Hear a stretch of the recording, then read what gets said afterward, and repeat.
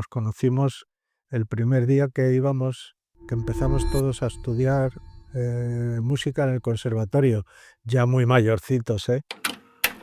A partir del Volumen Brutal hubo una explosión de trabajo terrible. De hecho, el año 1982 hicimos 160 actuaciones. Y también se subió el batería de los Yardbirds a tocar una canción con nosotros. Que eso yo me lo tengo grabado en mi corazón con letras de oro. O sea, ellos rompían y querían que el grupo se rompiera porque lo decían ellos. Y nosotros decíamos, no, bueno, que vosotros queréis iros, marcharos, estáis en vuestro derecho. Pero nosotros queremos seguir. Hola a todos, bienvenidos, bienvenidas. Yo soy África Paredes. Yo soy Sergio Guillén. Y ambos somos los directores del documental Ahora Nunca, la verdadera historia de Niágara. Estos son los bonus vídeos del documental con los invitados.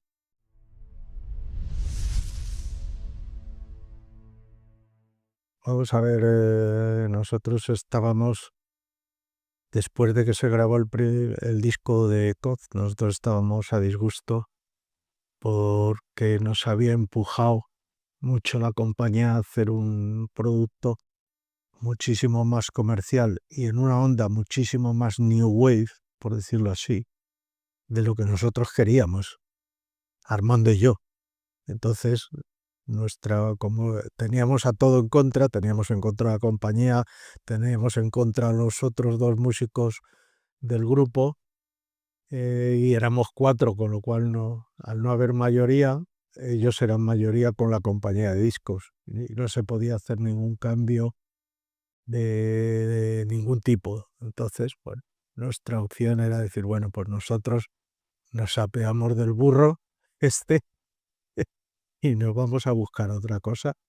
Y de ahí vino lo de nos marchamos, fue más o menos amigable la separación, nos repartimos las cosas que había dentro de la banda que eran comunes como pudimos, y Armando y yo pues nos pusimos a hacer planes para hacer otra cosa. Y esa otra cosa que hicimos pues era Barón Rojo.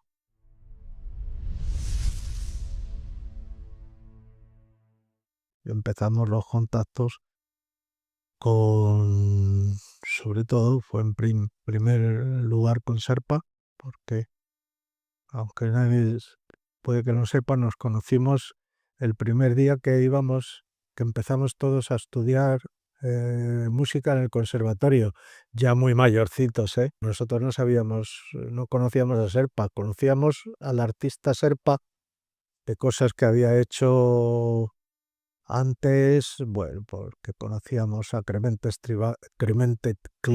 Tribaldos, que era su productor y tal, pero a él personalmente no le conocíamos de nada. Cuando llegamos allí al aula del conservatorio, nos enteramos de que era él y bueno, ahí empezó una cierta relación. Luego terminamos ese curso, yo me tuve que marchar a la mili, Armando y él siguieron. Y ya cuando yo volví de la mili, pues es cuando ya había hecho, por decirlo así, crisis la banda de Coz. Y entonces cuando ya nos planteamos hacer una banda nueva con Serpa, y que luego después ya por otros contactos que tuvo Armando, conoció a Hermes Calabria, que era el batería de Morris.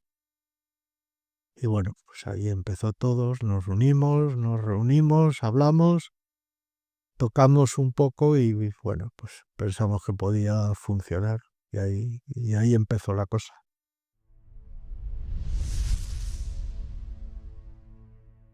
En esto de las grabaciones había un presupuesto. Cuando tú negocias con tu compañía de discos te dice, bueno, tenemos tanto para un disco y ya está. Y entonces luego es negociar con el estudio donde tú vas a ir, a ver por ese dinero qué es lo más que te pueden dar. Y lo más que te pueden dar es horas de estudio, que es lo que tú necesitas. El primer disco lo hicimos en un estudio que tenía entonces en la calle Galileo de Madrid, que era de Luis Cobos. Estaba en aquella época en el estudio este que se llamaba Scorpio, que es donde te he dicho, en la calle Galileo de Luis Cobos, estaba de medio técnico allí Tino Casal. Y bueno, un poco estuvimos trabajando a su lado, aunque un poco la producción era totalmente nuestra, para lo bueno y para lo malo. Y bueno, de ahí salió ese disco. Hicimos lo mejor, como siempre. No puedo recordar cuántas horas teníamos de estudio, ni cuántos días, pero vamos, se hizo todo lo mejor que se pudo. Y bueno.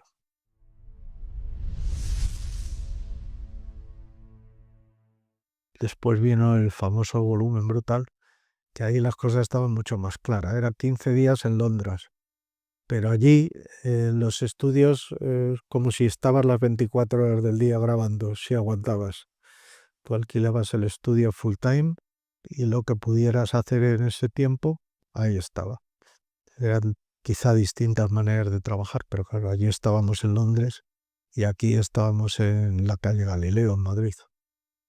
Para nosotros, Inglaterra fue un gran lanzamiento a todos los niveles para nuestro, por decirlo así, nuestro prestigio y el nombre de Barón Rojo. Primero porque pudimos actuar allí, lo cual en medio de la grabación hicimos 2 actuaciones en Londres. La primera la hicimos, éramos teloneros de un grupo que luego también tuvo mucho nombre, se llamaba Hanoi Rocks. Pero curiosamente, el 90% del público que fue aquel día al Marquí era español. Entonces, aunque los cabezas de cartel eran Hanoi Rocks, para la gente española las cabezas de cartel éramos nosotros, ¿no? Y fue una actuación muy curiosa. Estuvo muy bien. La otra vez que tocamos en el Marquí fue, creo recordar, después de la gira que hicimos con Hawkwind, y allí, bueno, se subieron a tocar muchos invitados. Entre ellos se subió el cantante de Gary Moore en aquella época, que no me preguntes cómo se llamaba porque ya ni me acuerdo. Se subió también el guitarrista de Hawkwind, ya fallecido, que habíamos estado girando con ellos. Y también se subió el batería de los Yardbirds a tocar una canción con nosotros. Que eso yo me lo tengo grabado en mi corazón con letras de oro, porque los Yardbirds quizá piensa que por los Yardbirds pasaron Jeff Beck, Jimmy Page y Eric Clapton. Entonces, es un poco haber estado un pequeño contacto con todo lo que fue el origen del rock. Y bueno, fue una estancia, bueno, agradable, íbamos a hoteles pequeñitos y tal. Otra anécdota es que en el hotel que estábamos, estaban siempre tomando copas los Slade, que es un grupo, ojo, no es un grupo que ha tenido una gran predominancia en el rock internacional, pero a mí me gustaban mucho. Yo he considerado siempre un gran grupo, Slade, pero no tuvieron mucha suerte también. Eso hay que reconocerlo, a pesar de ser una banda buenísima. Pero bueno, estaban por allí, oye, y tal.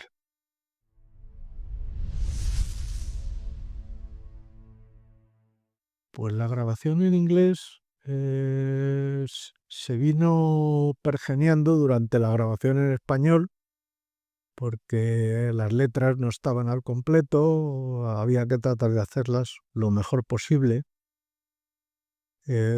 considerando que, por ejemplo, yo entonces sabía muy poquito. Bueno, ahora sigo sin saber, pero entonces ni siquiera tenía experiencia de vivir en Inglaterra. Entonces, bueno, digamos que con la ayuda de Carol, con la ayuda del técnico de grabación y tal, con la pronunciación y demás, pues se hizo lo que se pudo. Las letras creo que no estaban mal, al nivel de lo que era aquello, que era un primer intento de hacer un disco en inglés que quedó ahí. Luego ya no hubo más. Pero funcionó relativamente bien. en los países donde se editó, casi todos que no eran de habla inglesa, sino en mucho caso eran más que nada de habla francesa o alemana. Funcionó bien. En Inglaterra funcionó un poquito, hasta donde se pudo, y en España fue la hostia. Pero bueno, ahí es que teníamos en aquella época todo a favor, y éramos jóvenes además. Entonces, digamos que los shows de varón tenían una fuerza que la mayoría de los grupos no tenían entonces.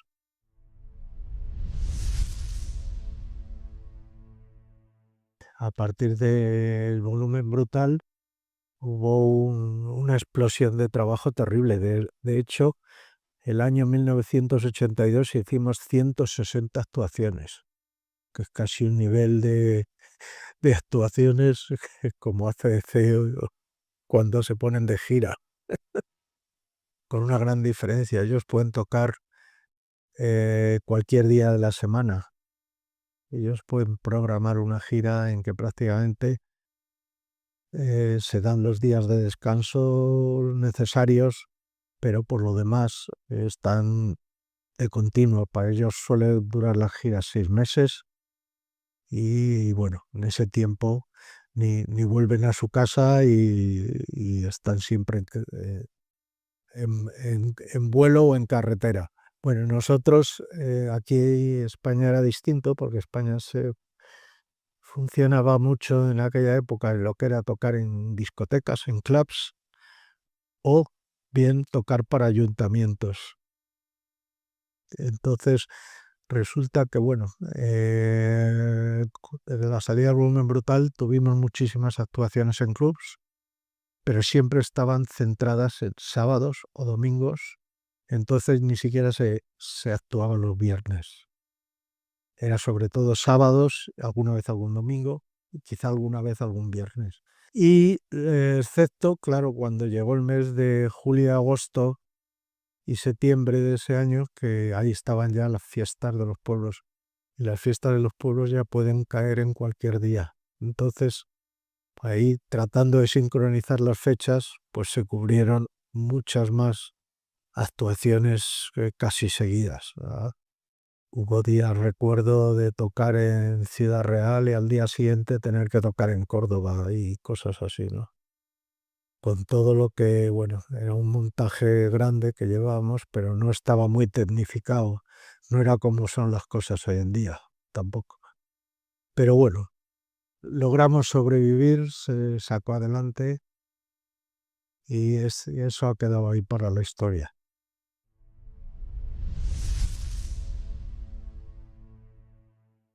Vamos a ver, nosotros teníamos, por ponerlo quizá en el tiempo, teníamos una ventaja muy por encima de los grupos que han venido después, por una razón muy clara. En el principio del rock en España no existían los discos, prácticamente. Yo creo que el primer grupo que grabó un disco de rock, tal como lo entendemos hoy en día, fueron Asfalto. Y nosotros en esa época no llegamos a ningún acuerdo con la compañía de discos y nos mantuvimos al margen. Bueno, pues significa que todo ese tiempo, hasta que nosotros entramos a grabar, teníamos una experiencia de directo grandísima, que muchos grupos que han grabado después no tenían.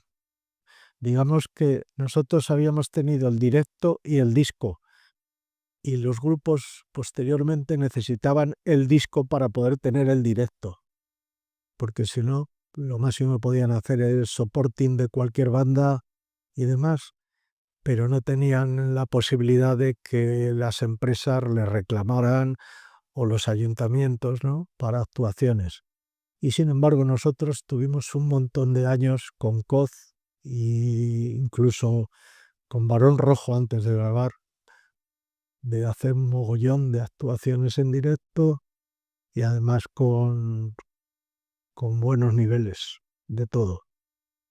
Entonces eso quizá nos ha dado una ventaja en que luego se ha traducido o se ha reflejado, por decirlo así, en los discos. y en su repercusión, por supuesto.